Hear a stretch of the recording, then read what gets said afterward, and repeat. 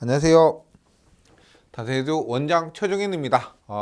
이제 1회 필기시험이 모두 끝났습니다. 다시 한번 그동안 모두 고생하셨다는 말씀 꼭 드리고 싶고요.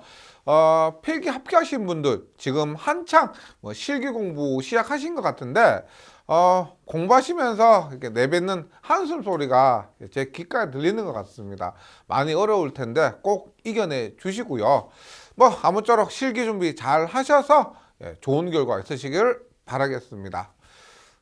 올해부터 이제 산업기사 필기시험이 본격적으로 CBT로 시행이 되었고, 기사 필기시험도 빠르면 올 9월에 있는 사회 시험부터 혹은 늦어도 내년 1월 1회 시험부터는 CBT 시험으로 시행이 될 예정입니다. 현재까지 CBT 시험이 이제 작년 4회, 올해 1회 두 번 시행이 되었는데, 산업기사 분야에서 산업기사 시험에서 현재까지 CBT 시험의 단점보다는 장점이 더 많이 부각이 되고 있기 때문에 계획대로 언급 드린 것처럼 이렇게 시행이 되지 않을까 하면 예상이 됩니다. 근데 CBT 시험을 치른 후기를 보면 어떤 분은 쉽다, 어떤 분은 어렵다, 이렇게 의견이 많이 갈립니다. 그리고 기존의 PBT, 페이퍼 베이스 테스트인 PBT 지필식 시험과 달리 문제지가 없어서 문제의 유출이 안 되기 때문에 기억에 의해 복원을 해야 됩니다. 그래서 제가 문제가 어떤지 확인도 하고 복원을 위해서 제가 작년 4회차 산업기사 시험을 치러 갔었는데요. 작년 4회차에 이어서 이번에도 제가 직장 동료 두 분과 함께 전기공사 산업기사 필기시험을 CBT로 경험을 하고 왔습니다. 그리고 이렇게 시험을 치른 경험을 한번 말씀드리고자 합니다.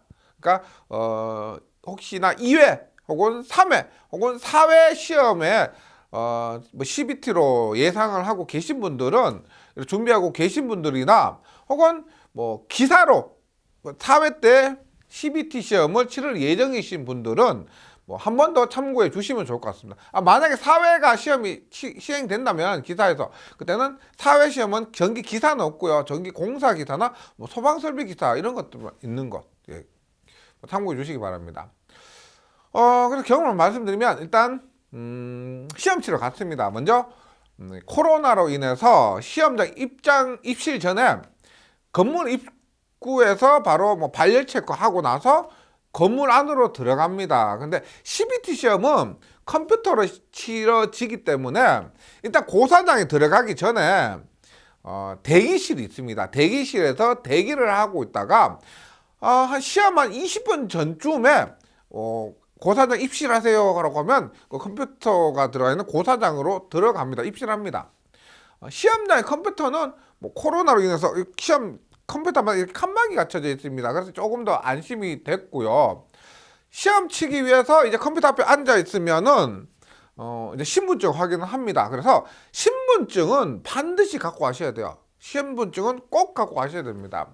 수험표는 필수는 아니고요. 시험장을 확인하거나 혹은 수험번호 확인을 위해서 있으면 좋습니다. 근데 그 용도 외에는 반드시 필요한 것은 아니고요. 그리고 수험표와 이제 수험번호와 신분증을 확인하고 나서 확인하고 나면 컴퓨터 화면을 통해서 CBT 시험 유의사항이나 혹은 시험을 어떻게 치는지 연습을 할 수가 있습니다. 연습을 할 수가 있고요. 간단하게 확인하고 연습하고. 근데 본격적으로 시험이 시작이 되면 컴퓨터 화면에서 문제도 확인하고 답도 마우스 가지고 컴퓨터로 클릭할 수가 있습니다. 문제에 클릭해도 되고 답안지에 클릭해도 되고요. 그래서 OMR 카드에 답안을 입력하는 것보다 확실히 실수도 적고 시간도 단축되는 것 같아서 이러한 시험이 익숙해지면은 익숙하시기만 하다면은 시험 방법 자체는 정말로 편리한 것 같습니다. 그리고 최종 답안 제출 전에 뭐 답안 체크하지 않는 것 있죠. 그런 것도 확인할 수가 있기 때문에 어떤 문제의 답안을 체크하지 않았다도 확인할 수가 있습니다. 그렇기 때문에 답안 작성 과정에서 발생하는 그 실수도 줄일 수 있고요. 그리고 많이들 궁금해하시는 것이 전기기사, 전기산업기사, 전기분야 자격증은 계산 문제가 많기 때문에 계산하는 종이가 필요하죠. 그래서 계산 문제를 위한 종이는 처음 시험 시작 전에 감독관께 요청을 하면은 주어지고요. 만약에 더 필요하다고 더 요청을 하면은 더 주어집니다. 그러니까 본인이 요청하지 않아도 감독관께서 알아서 필요하신 분 하면서 요청 물으실 거예요. 그때 손 들고 달라고 하면 됩니다. 근데 다만 그 연습받은 종이는 있죠. 종이는 시험 끝나고 나서는 꼭 반납을 해 주셔야 되고요. 하셔야 되고. 무엇보다 CBT 시험의 가장 큰 장점 중에 하나가 시험 종료 후에 바로 합격 유무를 알 수 있다는 것 같습니다. 합격인지 불합격인지 그 초조해할 시간이 필요 없다는 거죠. 바로 알 수가 있습니다. 답안을 다 작성하고 최종 제출을 누르면 합격, 불합격 여부와 함께 과목별 점수도 알 수가 있고 과락 여부도 알 수가 있습니다. 그래서 이렇게 합격이다 라고 명시가 되면 화면에 있으면 그것은 누가 뭐라 해도 합격입니다. 정해진 거예요. 바뀌지가 않습니다. 불합격 여부가 시험장에서 합격이었는데 나중에 불합격이다 이렇게 되는 경우는 없습니다. 근데 이게 시험 전반적으로 방법 자체 등이 다산에도 홈페이지에 있는 CBT 시험과 굉장히 유사합니다. 제가 작년에 시험을 치고 나와서 그 전체적인 내용을 기억했다가 기능사 시험 친 그 내용들을 바탕으로 최대한 시험과 유사하게 구성한 겁니다. 그래서 조금 긴장이 되신다면은 다산에도 홈페이지에 있는 CBT 시험 쳐보시는 것도 좀 도움이 많이 될 것 같습니다.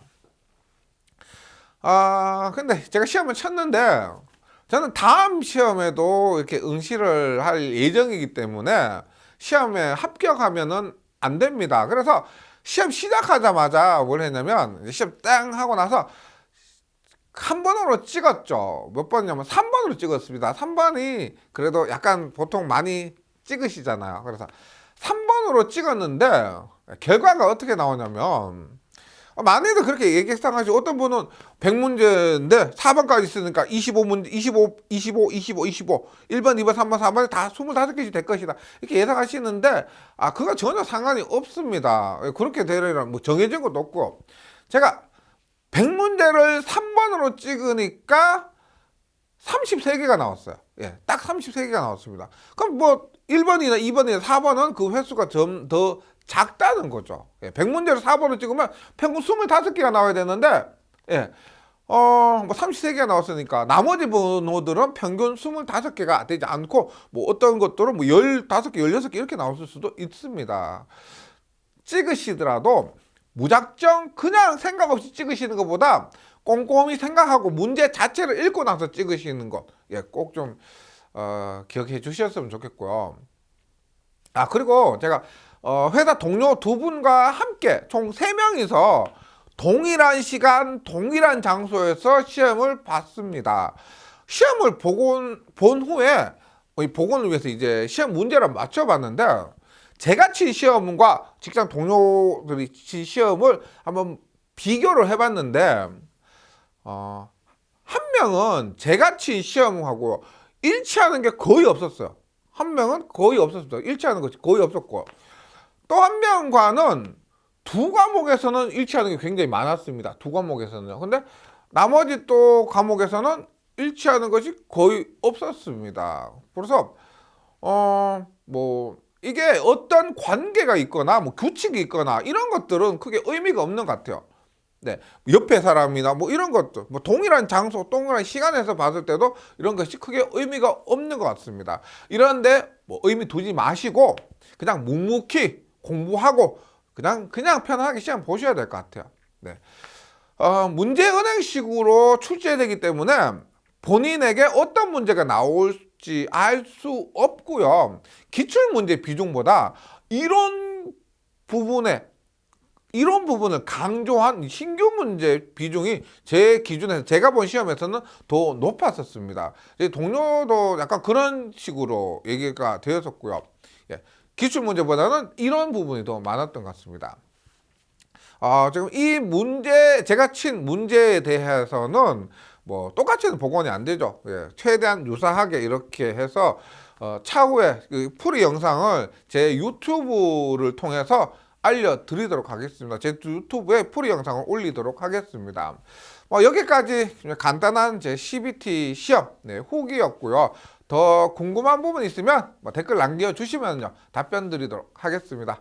감사합니다.